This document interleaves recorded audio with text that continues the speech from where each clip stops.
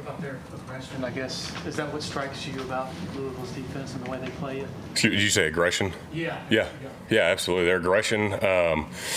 And honestly, like I've watched a couple games. Like I watched them play Boston College because I went back home and had some free time this weekend and watched film. And on film, obviously, I've only watched their defense. Really good defensive front, good secondary as well. And one thing that I'll give props to them is they know how to finish. This is a very gritty team. Friday night I watched them watch Boston College get up 3 scores on them, and they didn't give up. They didn't change their attitude or anything. There was no lack of performance on them. So this is a team that knows how to finish. Like I said, they're gritty, they're aggressive, really good guys up front. The guys that have been there, experienced playing, so definitely going to be a good challenge up front. Them being so pressure oriented, what does that mean for the line as far as this specific challenge, I guess? Yeah, definitely. This is just I would say with them being pressure-oriented, just knowing how to make the IDs, us being on the same page, communication-wise up front, us doing our job, and really not changing what we do. So that's what when you play different teams that run different fronts and different pressures, they bring more pressure from the field. So we got to be prepared for that and know that they're going to bring 4 to a side instead of 3 to a side. So knowing how to recognize that and see that and adjust to that on the fly is just something that we have to be able to do up front and communicate. It's not going to take anything that we haven't done before, but they have really good athletes when they do it. So we're going to have to be on point with it, or we will get exposed. You were on the team 2 years ago that started, I think, 8-0, finished 2-2, missed the CFP. Just that kind of mindset about being in position but finishing, how's that kind of permeated across things you feel like these last 2 weeks? Yeah, it's definitely a good experience because, it's weird how fast that we've reached that point again.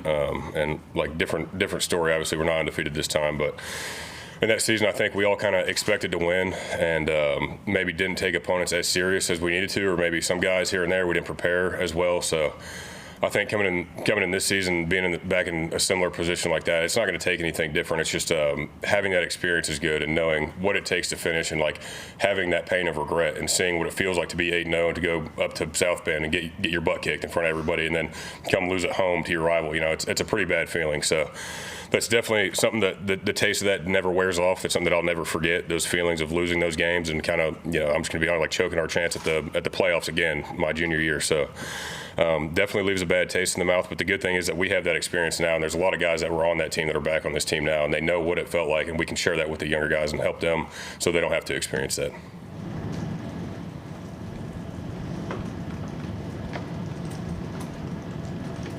Any questions virtually for Walker? Anybody else in the room? Walker, did you guys plan anything for Coach Matt Luke's birthday? Not yet. I'm sure we'll gather something. Maybe get him a Diet Coke or something, or get him like a 12-pack of Diet Coke. That's kind of his thing that he likes before practice and before game. So I'm sure we'll figure something out. It's coming up. It's the 29th, is it? Today. Is it? It's today. Happy birthday, Coach. Sorry, maybe cut that part out. Didn't forget that Diet Coke. Yeah, I know. I better hurry. I'm gonna have to run to the gas station after this. You guys have been on such a great roll since the game. I think a lot of, again, we're going to have rankings come out and talk about opportunities ahead of the playoff. People will nitpick and say, well, it hasn't been the best competition. So internally, as you judge yourself versus yourself, how much better do you think you guys are today than you were week 1?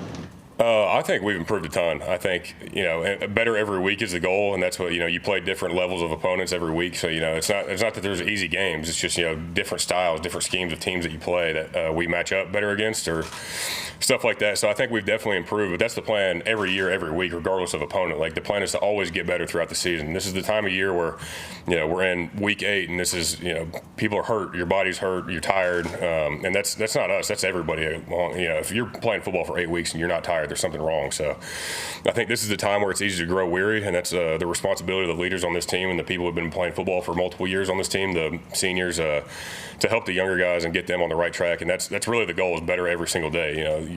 Although your body hurts, it's Tuesday today, we're going to go put full pads on a practice day. It has to be done. The work has to be done. So looking at the team, I'm really proud of the team, and we keep progressing every week. So that's the goal, to stay on that track. I think Phil was talking about, though, that Coach Swinney has done some things to help make sure you guys aren't physically overtaxed during the week. How has he done that to make you guys prepared to go like 15, 16, 17 games? Yeah, I mean, there's some various things. Like, for example, so we have 2 bye weeks this year. Like, we had the second one last week, which isn't normal. So, maybe back off on the competitive work, then we back off on the starters a little bit, make sure everyone's healthy. Because, like I said, guys are banged up. There's no secret about that, and that's on every team. So, and then honestly, just individual needs. If some guy pulls something that week, then limit him going through and watch his reps and stuff like that. We haven't let off the physicality at all. It's just being smart with the physicality. It's not, you don't need to go out there and do good on good for 20 periods. You have to get the good on good in so it shows up in the games. But, just making sure we're smart with that and taking care of the guys who are, habitual violators of being banged up, like myself. Dabo said on the Suns radio show that you indicated, given how well this year is going, you'd like to return next year. That was his words, not yours, but is that kind of what you're thinking about right now? Yeah, that's fully my plan now. That's what, I've got another year of eligibility. I have no intentions of leaving, so I love this place. I love this team. And like I said, I would play here forever if they'd let me, so I think they're going to give me another year, so I'll take it. Beyond the wins and losses, what's kind of the goal for the O-line for the rest of the year? I would say the goal for the offensive line is, like I said, improving, because I think we're playing at a high level, but we're not playing at a championship level right now. And that's, you watch the film, some of the biggest things, like what I struggle with is pad level right now. So you can cut on the film and like it shows up a little bit, like pad level, running your feet on contact and stuff like that, where we're really good right now at ID, like assignment and getting a hat on a hat, getting on people, but there's another level that we can take it to. And the vision that we have is, it starts with like effort, physicality, and intelligence. And like as long as you have those 3 things moving forward, so perfecting those 3 areas of our play and just fixing up the little things and making sure that those things don't lack in week 8 and as you move forward. Like when you take the field, everyone's, you got AC joints, ankles, body hurts, but like that stuff doesn't matter. The job still has to get done. So being able to play through that and still making sure it's done at the right level. What does Matt look like during the game? During the game, he's very much involved. So that's what, with the new rule now this year, they have like the iPads and everything. So we sit there, we come off the field immediately. We're watching film, buzzing through like what happened, what went wrong, what went good, buzz through all the plays. If we have time, our defense is pretty good at getting teams off the field. So we, not too much time, normally 3 and out, but we sit there and go over the mistakes that happened and the things that went good. So, I mean, he's very involved, very supportive, and it's very helpful because you see, if we miss a pickup on something, see it and then correct it the next time it happens in the game. So very, very helpful.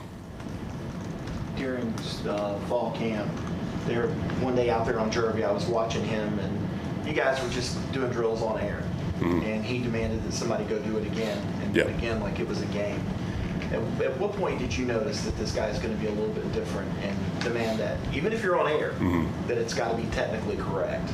Yeah, I would say immediately when he took over in the ball game this last year versus Kentucky last season, that he just demands excellence. And one thing that he always says is like, practice doesn't make perfect, but it makes permanent. Like, and it's true. Like what you do in practice is going to show up in the game. You can't cruise through practice all week and then just go show up on Saturday and be this great player. And some of those guys can, but those guys are first-round draft picks and they play for 10 years in the NFL. That's just not common at this level. So everything that if you take, even if you're on air, like if you're not going against anybody, if you take a bad step and then you run it again, you take another bad step. When you get in the game, you're probably going to take a bad step, and it's going to show up now because you're going against an opponent. So I really like what he says about that, how practice makes permanent, because it's something like the mindset that we have every day is like what you do now is like what's gonna show up in the game, and you have to treat it like a game every single day. Like a Monday, whether you're in vest and going against the scout team, or Tuesday versus defense, like what you do, your effort, that's how you're going to play that week. So yeah, I definitely appreciate his mentality and his mindset. Anybody else for Walker? All right, Walker. Appreciate you, man. Yeah, thank you all. Be on standby.